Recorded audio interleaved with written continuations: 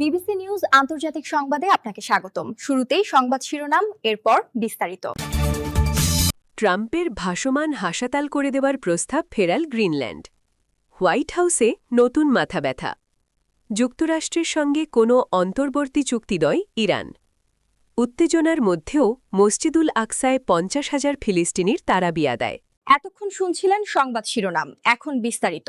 আপনি যদি মুসলিমদের পাশে থাকতে চান তাহলে ভিডিওতে লাইক করে চ্যানেলটি অবশ্যই সাবস্ক্রাইব করে দিবেন এবং কমেন্টে জানিয়ে দিবেন আপনার মূল্যবান মতামত। এখন বিস্তারিত। ট্রাম্পের ভাসমান হাসপাতাল করে দেওয়ার প্রস্তাব ফেরাল গ্রিনল্যান্ড। মার্কিন প্রেসিডেন্ট ডোনাল্ড ট্রাম্পের পক্ষ থেকে গ্রিনল্যান্ডে একটি বিশাল ভাসমান হাসপাতাল পাঠানোর প্রস্তাব সরাসরি প্রত্যাখ্যান করেছে ডেনমার্ক ও গ্রিনল্যান্ড কর্তৃপক্ষ। সম্প্রতি সামাজিক যোগাযোগ মাধ্যম ট্রুথ সোশ্যালে দেওয়া এক পোস্টে ট্রাম্প দাবি করেন গ্রিনল্যান্ডের মানুষ অসুস্থ এবং তারা প্রয়োজনীয় চিকিৎসা সেবা পাচ্ছে না। তাই লুইজিয়ানার গভর্নর জেফ ল্যান্ড্রির সহায়তায় তিনি দ্বীপটিতে একটি উন্নত চিকিৎসা জাহাজ পাঠাচ্ছেন। এমনকি জাহাজটি ইতিমধ্যেই রওনা হয়েছে বলেও তিনি দাবি করেন। ট্রাম্পের এই প্রস্তাবের জবাবে গ্রিনল্যান্ডের প্রধানমন্ত্রী জেন্স ফ্রেডরিক নিলসেন ফেসবুকে লিখেছেন, আমাদের পক্ষ থেকে ধন্যবাদ সহ এই প্রস্তাব প্রত্যাখ্যান করা হল। তিনি স্পষ্ট করে জানান, গ্রিনল্যান্ডে একটি পাবলিক স্বাস্থ্য ব্যবস্থা বিদ্যমান, যেখানে নাগরিকদের বিনামূল্যে চিকিৎসা দেওয়া হয়। ডেনমার্কের প্রধানমন্ত্রী ম্যাটে ফ্রেডরিকসেনও ট্রাম্পের দাবির বিরোধিতা করে বলেন, তারা এমন একটি দেশে বাস করেন যেখানে বীমা বা সম্পদ নয়, বরং প্রতিটি নাগরিকের সমান ও বিনামূল্যে চিকিৎসা পাওয়ার অধিকার রয়েছে। হোয়াইট হাউসে নতুন মাথাব্যথা।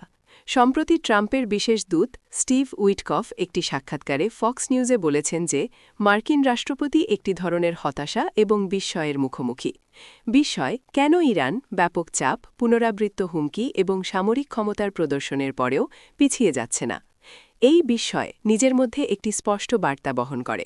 ট্রাম্প এবং তার দলের মতে ইরানকে এমন কিছু দুর্বল রাষ্ট্রের মতো আচরণ করা উচিত ছিল, যে দেশগুলো প্রথমতরই অর্থনৈতিক চাপ বা সামরিক হুমকিতে তাদের কৌশল পরিবর্তন করে এবং খরচ কমানোর জন্য তাদের কৌশলগত স্বার্থের কিছু অংশ ত্যাগ করে।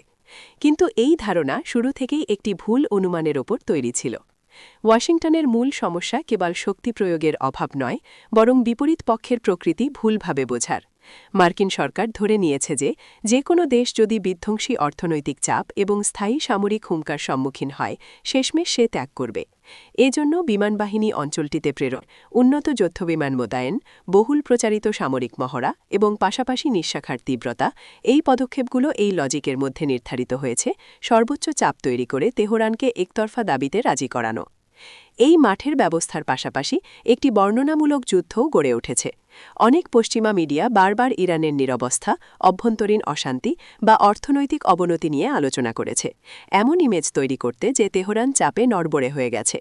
এমনকি কৌশলগত ভার্টিগো শব্দটি ব্যবহার করা হয়েছে, যেন তেহরানের সিদ্ধান্ত গ্রহণ প্রক্রিয়া বিভ্রান্ত হয়ে গেছে এবং চাপের নিচে ভেঙে পড়ছে। কিন্তু যা এখন স্পষ্ট হয়েছে তা এই চিত্রের বিপরীত। এখানে বিভ্রান্তি হচ্ছে মার্কিনদের নিজেদের মধ্যে, কেন তাদের পরিকল্পিত সমীকরণ বাস্তবে কাজ করছে না। যুক্তরাষ্ট্রের সঙ্গে কোনো অন্তর্বর্তী চুক্তি নয় ইরান। ইরানের পররাষ্ট্র মন্ত্রণালয়ের মুখপাত্র ইসমাইল বাঘাই ওয়াশিংটনের সঙ্গে কোনো ধরনের অন্তর্বর্তীকালীন চুক্তির সম্ভাবনা সরাসরি নাকচ করে দিয়েছেন। সোমবার ২৩ ফেব্রুয়ারি সকালে তেহরানে আয়োজিত এক সংবাদ সম্মেলনে তিনি জানান, পরমাণু আলোচনাকে কেন্দ্র করে বিভিন্ন মহলে গুঞ্জন ছড়ানো অস্বাভাবিক কিছু নয়, তবে তেহরান ও ওয়াশিংটনের মধ্যে কোনো অস্থায়ী সমঝোতা হওয়ার খবরের কোনো ভিত্তি নেই। তিনি জোর দিয়ে বলেন, আলোচনার টেবিলেই কেবল বিস্তারিত সিদ্ধান্ত নেওয়া হয় এবং বাইরে ছড়িয়ে পড়া এসব দাবি কোনোভাবেই নিশ্চিত নয়। পরমাণু অস্ত্র তৈরির সক্ষমতা নিয়ে মার্কিন কর্মকর্তা স্টিভ উইটকফের মন্তব্য প্রত্যাখ্যান করে বাঘাই বলেন, যুক্তরাষ্ট্রের কর্মকর্তাদের পরস্পর বিরোধী বক্তব্য নতুন কিছু নয়। তিনি স্পষ্টভাবে জানিয়ে দেন যে ইরানের রাজনৈতিক অভিধানে নতি স্বীকার বা আত্মসমর্পণ বলে কোনো শব্দ নেই। গত ৪৭ বছর ধরে সার্বভৌমত্ব ও স্বাধীনতা রক্ষা করাই ইরানের প্রধান লক্ষ্য। এছাড়া আন্তর্জাতিক পরমাণু শক্তি সংস্থার প্রধান রাফায়েল গ্রোসিকে পরমাণু স্থাপনা পরিদর্শনে কোনো বিশেষ শর্ত দেওয়া হবে না বলেও তিনি জানান এবং জোর দিয়ে বলেন, ইরান তার জাতীয় স্বার্থ রক্ষায় কোনো ছাড় দেবে না। উত্তেজনার মধ্যেও মসজিদুল আকসায় ৫০,০০০ ফিলিস্তিনির তারাবিয়া দেয়।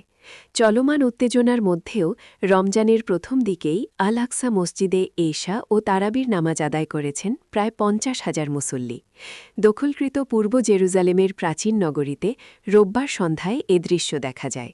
আরব নিউজের প্রতিবেদনে বলা হয়েছে, অধিকৃত পশ্চিম তীরে বসতি স্থাপনকারীদের আক্রমণ, ইসরায়েলি সেনাবাহিনীর অভিযান এবং গ্রেফতার সহ তীব্র উত্তেজনার মধ্যে মুসল্লিরা নামাজ আদায় করছেন।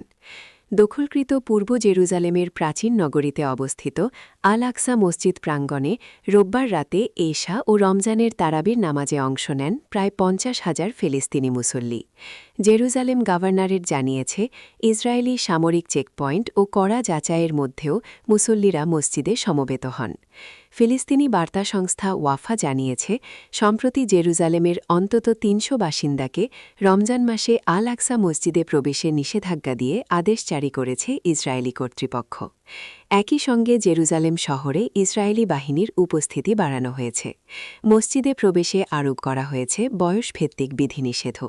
12 বছরের কম বয়সী শিশু, 55 বছরের বেশি বয়সী পুরুষ এবং 50 বছরের বেশি বয়সী নারীদের জন্য প্রবেশ সীমিত করা হয়েছে। গত বুধবার থেকে হাজার হাজার ফিলিস্তিনি নামাজ আদায়ের আশায় সামরিক চেকপয়েন্টগুলোতে দীর্ঘ লাইনে অপেক্ষা করছেন। বিশেষ করে কালান্দিয়া ও বেথলেহেম চেকপয়েন্টে মুসল্লিদের ভিড় দেখা গেছে। চলমান এসব বাধা ও উত্তেজনার মধ্যেও আল আকসায় মুসল্লিদের উপস্থিতি রমজানের পবিত্রতা ও ইবাদতে তাদের অটলতারই প্রতিফলন বলে মনে করছেন পর্যবেক্ষকরা।